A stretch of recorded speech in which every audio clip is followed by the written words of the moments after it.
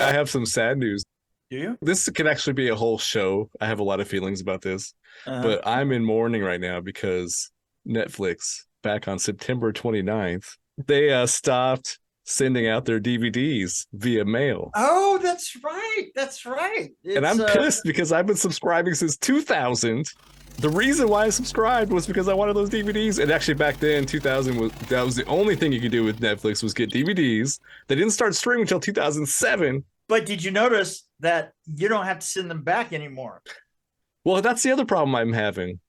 Well, wait. Well, let me vent a little bit, and I'll get to the Okay. little giveaway they're doing or whatever it's called. It's as if anybody could stop you. Well, actually, you could probably stop me just by hanging up. Yeah. I mean, the reason why I subscribed, well, why I kept subscribing after they started streaming was because I could find movies that I couldn't find anywhere else. Like sometimes I'd find movies that were out of print or you couldn't find in the stores, you couldn't find on streaming. There's, I by the way, can I just say that at any given time, if we could stream maybe 10% of the films that exist, I would be amazed. And the thing is there's another probably 30% out there that have ways that you can, rent them, and maybe, right? no, but there's a lot of But good ones like that I have never seen because they've only been on DVD since the 80s or whatever, or 70s or whatever, but they've only been out on DVDs and they've never been put on a streaming platform and you can't find them anywhere. Oh, and also the bonus stuff you see on a disc, you can't get to that. Deleted scenes. You can't see the interview with Mick Strawn on the DVD. I'm just saying there's a lot of problems. Like, that's an advantage. oh, and also you can catch movies. Like I would get DVDs before they came out on streaming and they were just out of the theater. So I would grab the DVD and watch it before they got to streaming. Oh yeah, That was yeah, another right. bonus. Right. But So anyway, so and if you search for stuff like if I'm looking for deleted scenes or stuff like behind the scenes, I have to search and search, and it's kind of hit or miss whether I find it or not. but here's the thing.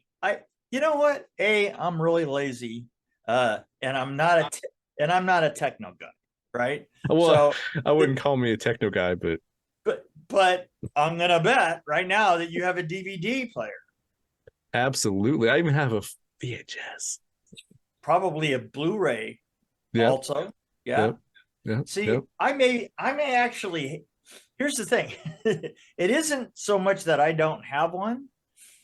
It's just that I don't have any idea where it is.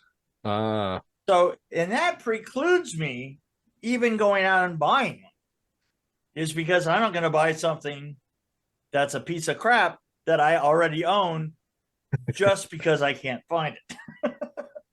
well, that's a good policy. Well, I have a PlayStation 3, or actually it's a PlayStation 3. I'm way behind, but back in 2007, I had a PlayStation. I had to get this weird disc from Netflix, and I put it in there, and it would spin around, and I'd be able to stream stuff through Yeah, it. yeah, yeah. And then that burned out. It actually burned a hole through it. I had to call Netflix and say, "Can you send me another disc?"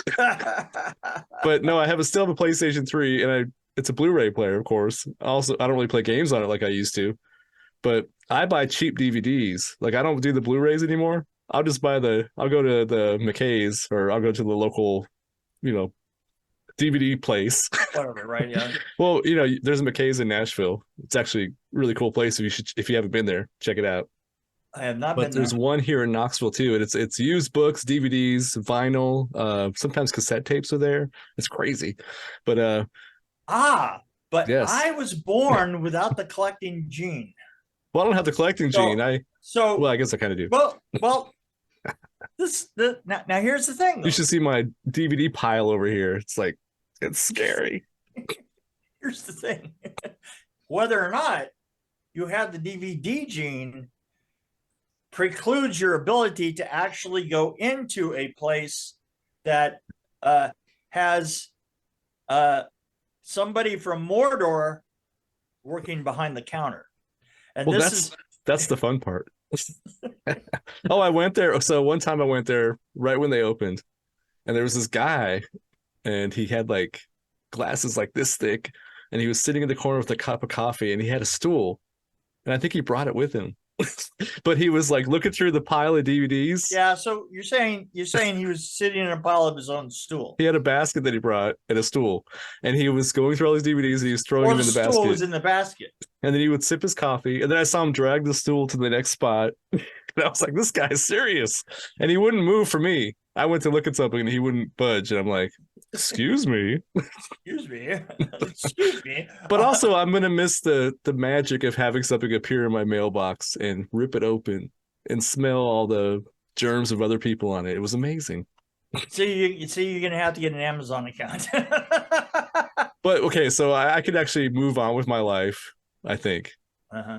But one of my biggest problems with Netflix is that they're everything up, because so all this time since 2000, I've been going on their website, rating the movies, and I've been a good little boy about this. I've been pretty much rating almost everything I've seen. Right. And I've been, it's a 5-star system. You did say rate. Yes, rate. RATE. They have a 5-star system. But then what's stupid about it is that on the streaming, they only have a thumbs up or a thumbs down. And I'm like, well, what if I kind of like something? I don't want to give it a thumbs up. Anyway, going back to the DVDs.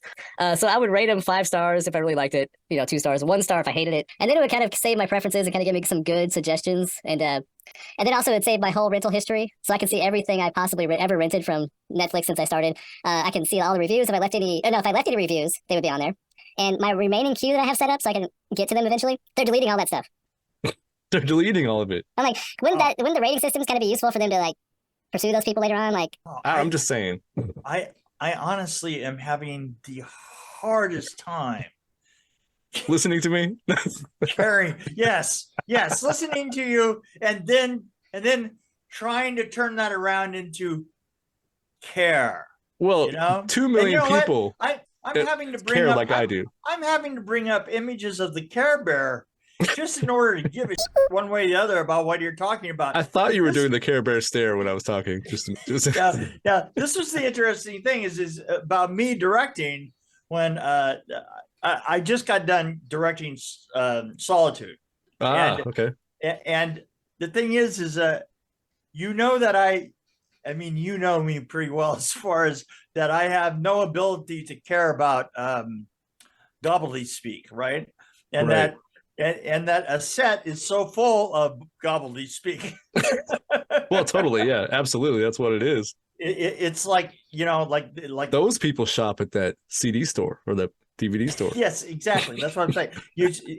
And the weird thing about it is like I am guilty by association. Right? I am guilty by association. Somebody go, wow, I've got absolutely every film that you've ever made. And I wish I cared about that. See, that's guilt by association right there, like, okay. That's probably $50 just wasted and thrown away and pissed on right there. Well, there are 2 million people that are subscribers like me to this service. Yes. So I'm talking for them. They don't have, some of them don't have a voice. So but anyway, so it's a sad time for movie lovers like me who are crazy. That's good. And love DVDs good. Still. That's good because there's too many of you in the world as it is. And let me just say that. Let me just say that from a content creator. I just like that. See, I sucked that one right out of the air. It was like moisture out of the air. I'm telling you. Yeah, that was creator. Awesome. That's right. You created something out of nothing, which is what most creative people do. Yes, that's right.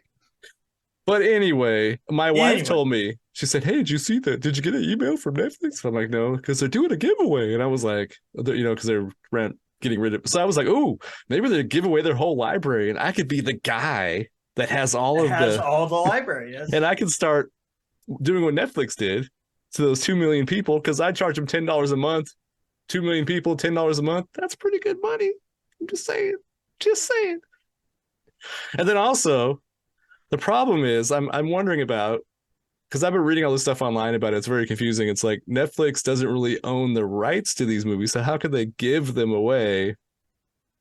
I guess they could donate them to libraries, but can they give them away to people? Like, I don't know. I was wondering about that, how that works. with studio rights and all that stuff and blah blah blah. Wow. So there's a lot going on there that I don't think Netflix really thought through. Like they could have said, "Oh, we're going to save all these ratings and all these reviews from these people and use Wait a minute. And screw the 2 million people who are paying $10 a month. Still don't care. I don't care. Some people pay $20 a month for their DVDs. I'm just saying, if you multiply that, that's pretty good math. So I think Netflix is screwing up, and I'm sad about it. So I swear to God, I am just moments away from beating myself to death with this microphone. wow. Well, we all care about different things.